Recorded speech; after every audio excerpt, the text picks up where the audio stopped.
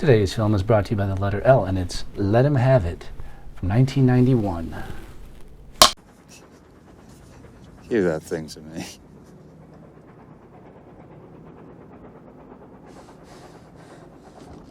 Let him have it, Chris! All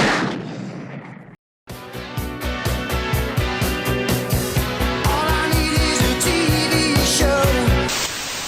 The format is real sickening. So this is an old, out-of-print Image Entertainment release from 2005. Just have the disc in there with no insert or anything. But I believe that there is currently no Blu-ray release for this movie in any country for that matter. This does feature a commentary track from director Peter Medak and a theatrical trailer. The audio and visual presentation of the movie looks pretty good for its age considering, but hopefully a company like Kino Lorber will put out a Blu-ray release sometime in the near future.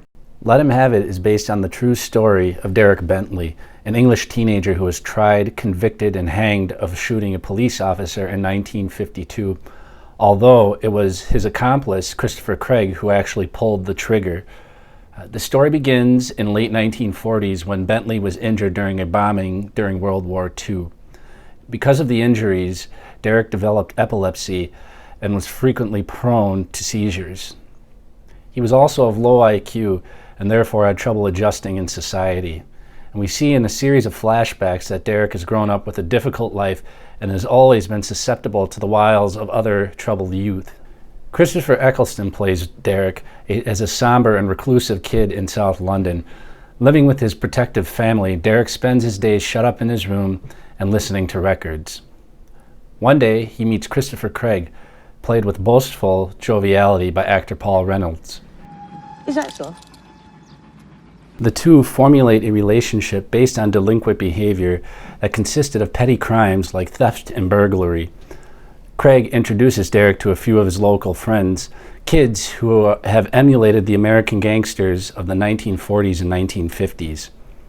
The film has a rich texture with its production design and it has a really pleasant look to it.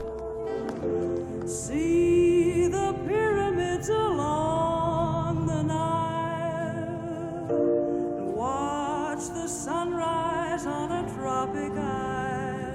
The other element that this movie attempts to convey is the prevalence of guns at the time, which would seem to mimic the days of the old Wild West. I want every gun on my desk. Now! Move!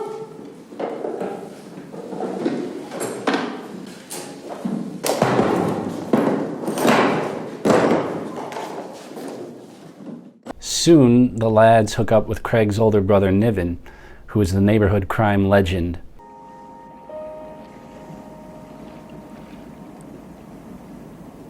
So you're Derek, are you? Yeah. Niven soon is arrested, and the gang is without central leadership. You're gonna get it, bitch! You fucking fingered me! Hoping to keep his place in the gang, Derek swaps the keys to the local butcher's shop and suggests that the boys rob it. But seeing that the storekeeper is still inside, two of the guys decide to take off. But Craig is still thirsty for lawlessness. Come on. They turn their sights across the street to the department store and decide to make a go for it, but they are spotted by the neighbors and soon the police are called. On top of the roof, a police officer encounters the two boys, and when he does, we are faced with a statement that will dictate Derek's fate. Let him have it, Chris! As is deliberated in the courtroom, did Derek say let him have it, meaning let him have the gun, or did he mean shoot him? A comment like this surely has been contended thousands, hundreds of thousands of times all over the world in legal proceedings. Later on, several other police officers show up on the scene, and it is at this point when Craig shoots and kills an officer with one bullet to the head.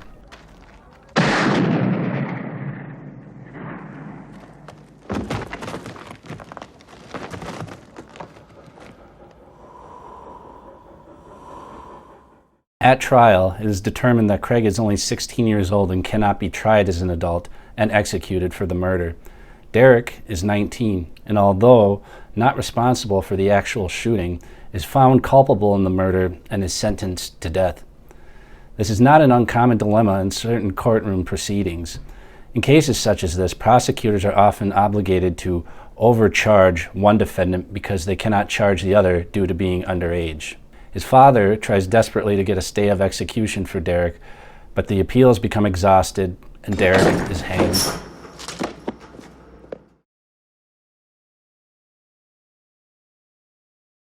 There was a swift public outcry with the case, as it was a cause célèbre at the time, and decades later there was a posthumous pardon granted to Bentley, but this was years after his parents had passed away. All of the performances in this film are compelling, particularly from Tom Courtenay, who plays Derek's vigilant and heartbroken father. It's a really nice turn from the performances of the 1960s, where Courtenay himself played many angry young man roles not too dissimilar from Eccleston in the movie. Let Him Have It remains as significant today as it did in the 1950s, with how a society tries cases based on evidence and how mens rea determines sentencing. It's a well-known story in the UK, but most Americans are unfamiliar with it. Director Peter Medak also directed the riveting Craze the previous year, which was also a factually based case on the notorious Cray brothers of the 1950s. Both movies are very much alike tonally in their portrayal of London family life, but the Cray brothers were ruthless murderers, whereas Bentley was completely a victim of circumstance. I believe that this case was one of the main motivations for England to ultimately abolish the death penalty. Let Him Have It is the epitome of a double entendre. How many times have we said as people something that means one thing but has it interpreted in a completely different other way? And it's extremely thought-provoking when you think about it.